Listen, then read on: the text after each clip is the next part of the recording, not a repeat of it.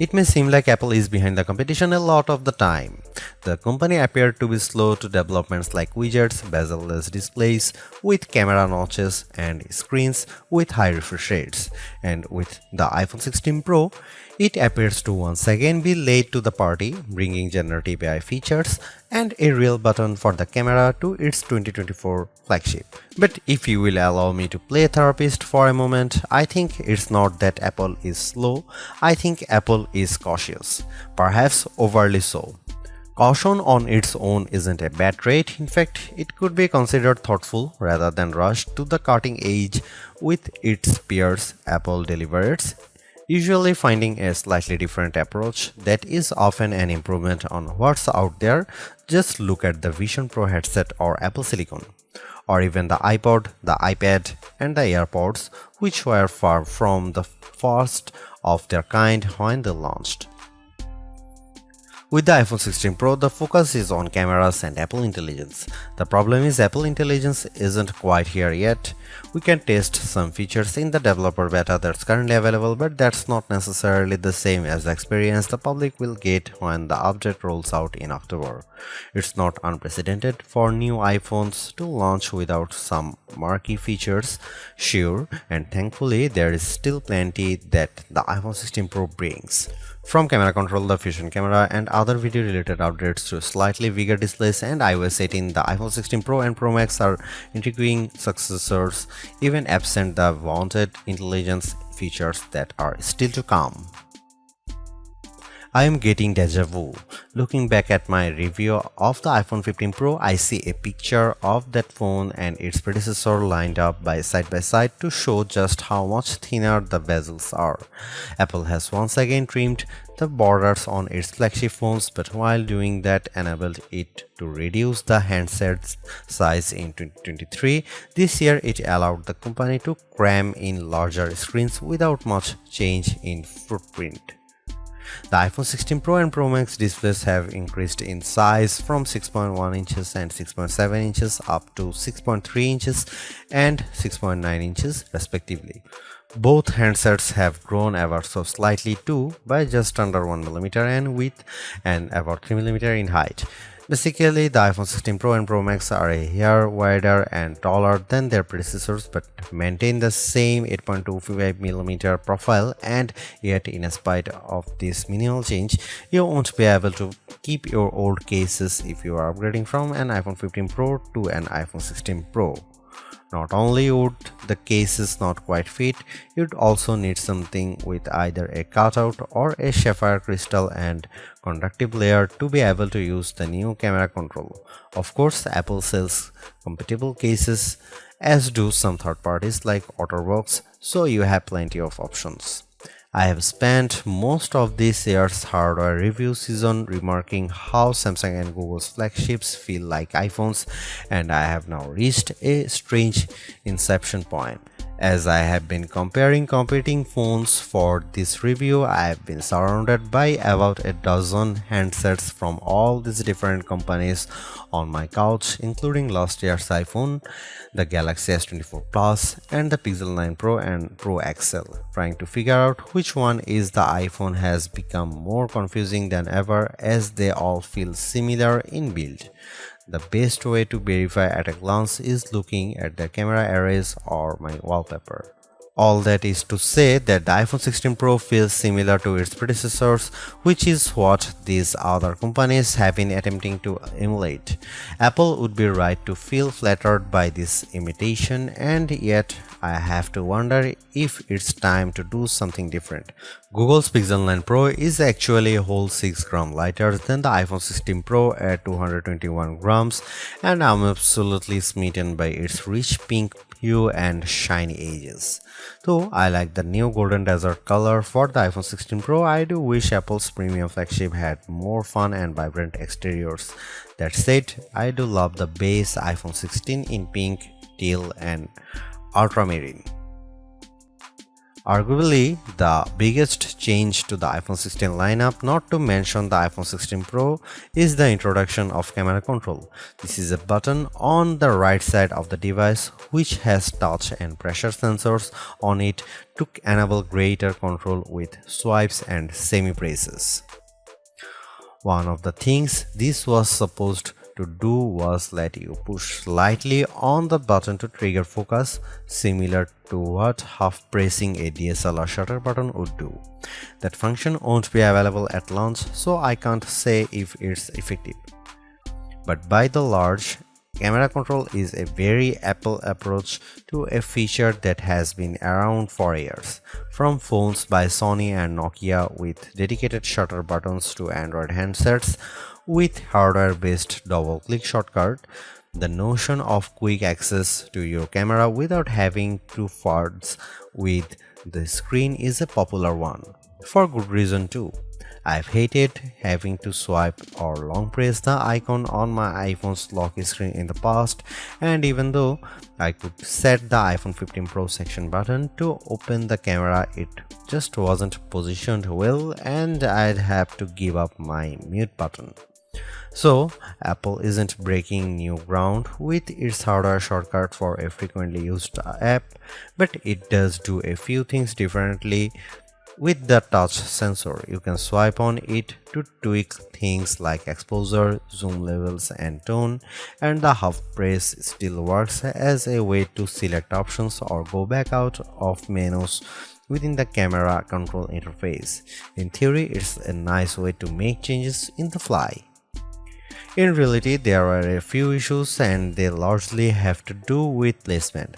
The button sits a little farther from the base of the phone than I'd like, so my fingers have to reach a bit more to press it, whether I was in landscape or portrait mode. This wasn't usually a problem when I had both hands free and could steady the iPhone with my other hand and readjust my grip. But if you are trying to take a quick shot with just one hand, the button's location can feel unintuitive. Of course, everyone has different finger lengths and ratios, so it's entirely possible that other people find this logical. It also depends on your grip. If you are cradling the bottom of the device in your palm, it's harder to maneuver. If you are covering part of the screen and reaching out for the button head on, it's slightly easier to use camera control. Still, even for those with the strongest claws, swiping and half pressing and double half pressing on the sensor is tricky. I was only ever really able to do that if I had my thumb holding up on the bottom edge and my middle ring and little fingers steadying the right end of the phone. Maybe this is a new camera grip I just need to relearn for this button. The awkward placement is a minor gripe compared to what I found most annoying, the button's touch sensor. Not only was it difficult to swipe through different settings when holding the device with one hand, it also reacts to accidental touches and swipes. Sometimes the phone would slide down my palm and change the exposure or zoom level, completely ruining the vibe. I should point out that you can go into accessibility settings to either tweak or swipe sensitivity or turn it off altogether if it really bothers you. Honestly, if you are planning on making adjustments with camera control, it's best to have time, patience, and both hands free. In those situations, I had a lot of fun editing settings and watching them by reflected in the viewfinder in real time. I also liked zooming in and out of subjects, decomposing a shot and tweaking exposure till I liked what I saw before then pushing down to snap the picture. I especially loved this while recording video since it makes slowly zooming in or out of a subject smoother than using the on-screen slider. Even if you are not a glutton for buttons, there are still some camera updates that might intrigue you. This year's flagships sport what Apple calls a 48-megapixel fusion camera, which has a faster quad-pixel sensor. This enables what the company describes as zero shutter lag, which is wording it has used repeatedly over the years. In this case, it's referring to how quickly the camera will capture a shot after you press the shutter button. I will admit I was initially confused by this update in part because it requires relearning some behaviors I had adopted to mitigate the shortfalls of older cameras. Basically, the iPhone 16 Pro's cameras are now so fast that when I asked someone to throw something so I could capture it in motion to see how still the images were, my shots ended up being of the person holding the object. Our video producer and I were very confused, and it wasn't until the zero shutter lag concept was explained clearer to me that I got it. I had become used to pressing the shutter early since cameras, in my experience, would be fractions of a second slow. Apple has become so fast that it actually captured the literal moment I tapped the button instead of the split second after when the object was in mid-air. Depending on your mood, the new photographic styles can be fun or serious. Apple's tweaked the built-in camera filters to not only offer more options but give you greater control. Due to how the company has refined its processing each year, there is also an improved depth map captured when it detects a face in the scene. This, combined with a greater focus on color science around skin tone, has led to what might be my favorite new iPhone 16 feature. Whether I shot them in portrait mode or not, photos of people what I took using the iPhone 16 Pro were a dream to edit.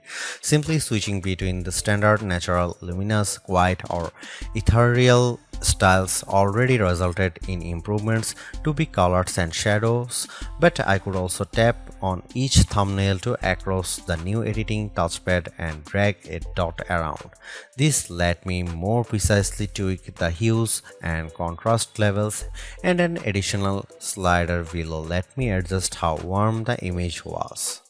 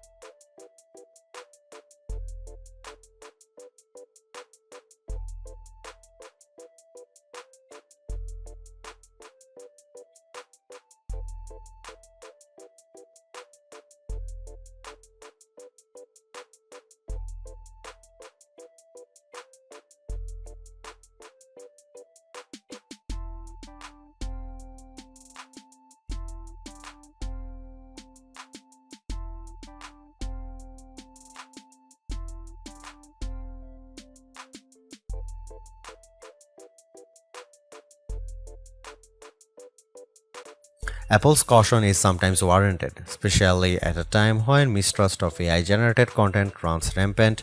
The company taking its time to get Apple Intelligence right is understandable, but its deliberation doesn't always lead to winners. While I appreciate the attempt to differentiate camera control with the touch sensor for more versatility, I am not yet convinced on its usefulness. The good news is, and I cannot stress this enough, you have the option to tune it to your liking, and that's the theme I'm seeing in recent Apple features that hint at more thoughtfulness than usual. If you don't like something, or if something isn't right for your needs, you can adjust or disable it. In iOS 18, you have greater control over your home screen's app layout and can pin custom collections for easier reach. In the Photos app, the action button introduced last year could have been a spectacular fail had Apple not let you still keep it as a mute switch, but it managed to give people more functionality while maintaining the status quo for those who are just as resistant to change. Change is scary, change is hard, but without change there is no progress. Apple's cautious approach is a tricky balancing act that's evident on the iPhone 16 Pro. Some new features like audio mix and custom routes in maps delivers mixed results, otherwise like photography styles are hits. Then there are the basic ingredients like good battery life and durable, attractive designs that Apple cannot neglect. The iPhone 16 Pro's subpar battery life holds it back from beating the competition, which is stiffer than ever this year, especially from Google. Luckily for Apple, most people who have iPhones are going to stick with iPhones. It's just easier. For those already sucked into the ecosystem, the iPhone 16 Pro are worth the upgrade from a model that's at least 2 years old. If you already have an iPhone 15 Pro, for the sake of our planet and your wallet, you might prefer to hold off on upgrading, especially since this year's devices aren't that much different.